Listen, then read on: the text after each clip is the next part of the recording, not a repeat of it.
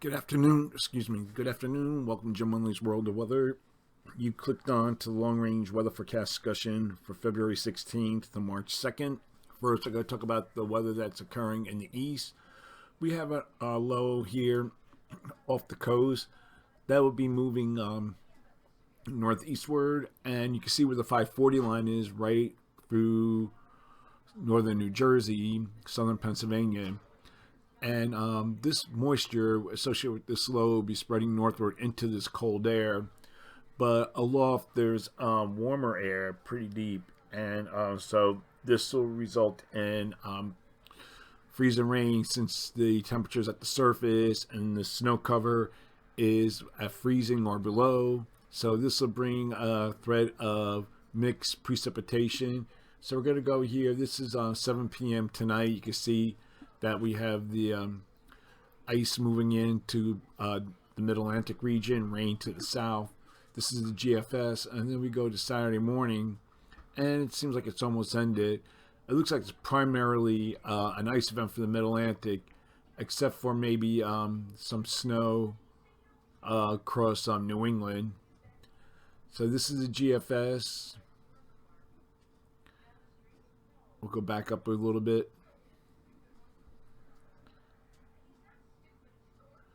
And now we'll look at the European deterministics.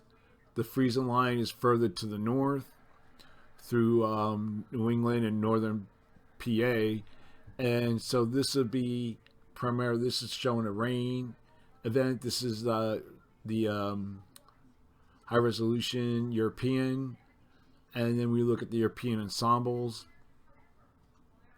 Again, has the freezing line to the north of 540 across northern New England. And then we look at the Canadian,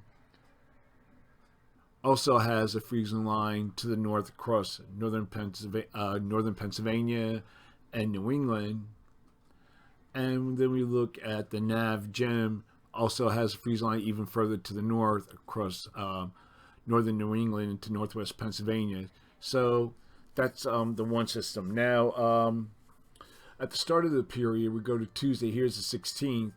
We're going to have another low be moving into the region, into the northeast. And this looks like it will be more of a rain event. So this is the GFS shows some mixing of the precipitation. Probably started with snow, then over to ice and maybe a heavy rainfall. And then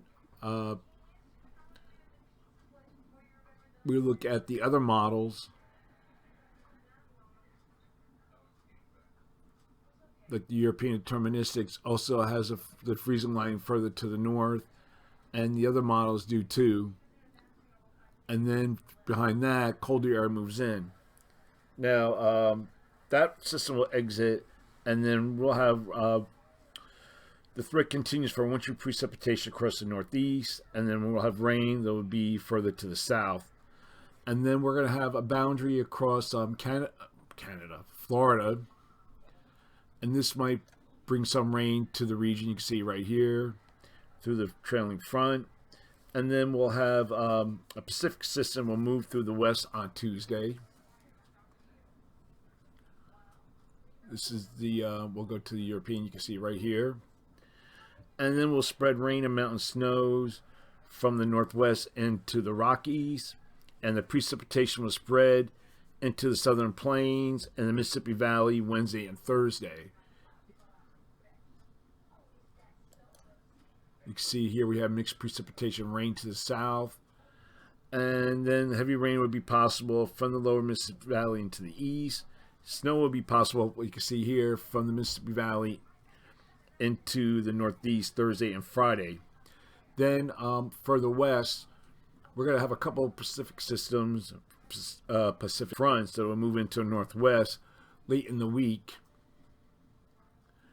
And this will bring rain along the coast on portions of the northwest and mountain snows to the Cascades and the northern Rockies. So the period for this period, this is for the 16th to the 20th, We have our upper low or polar vortex to the north, ridge here over the East Pacific, also over the Western Atlantic, and we'll have a trough that extending down into the West Central states. Look at the period for February 21st to the 25th. Pattern remains same. We have a ridge over the Eastern Pacific, Western Atlantic. Here's our polar vortex. Back over Northern Canada, with a trough extending down into the east, into the West Central states again. So models on fair agreement, good agreement on this. So for this forecast period, I'm forecasting,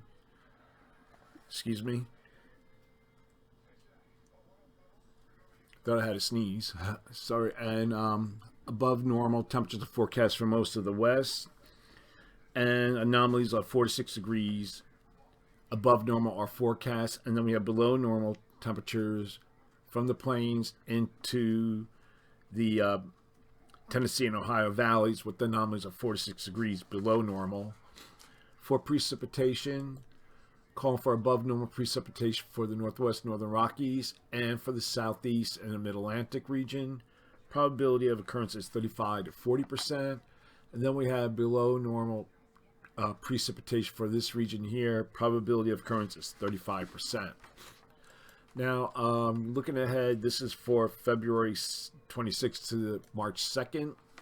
Now, the weeklies, the European weeklies are showing a warm-up across the east and much of the nation. But I was looking at other models like the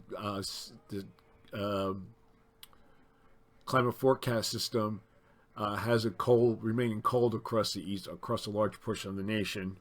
But for now, our ridge shifts towards the Aleutians. So I have our upper low here with a area below normal heights across the north, above normal heights to the south, zonal flow. So calling for this forecast system, for this forecast period, I had to make the OMAC, so I couldn't get one that resembled what I wanted to show, but calling for below normal temperatures for the northwest, with the anomalies of 4 to 6 degrees below normal, and then we have above normal temperatures here. I won't be surprised if it extends further to the north, but I'm keeping it warm where the heights are across here. At the anomalies of 6 degrees or more will be possible. And for precipitation, calling for above normal precipitation here. Probability of occurrence is up to 40%. Then we have below normal precipitation for this area here, and the probability of occurrence is 35%. That's the long range weather forecast discussion for February 16th to March 2nd. Thanks for coming to Jim Munley's World of Weather, and have a good day.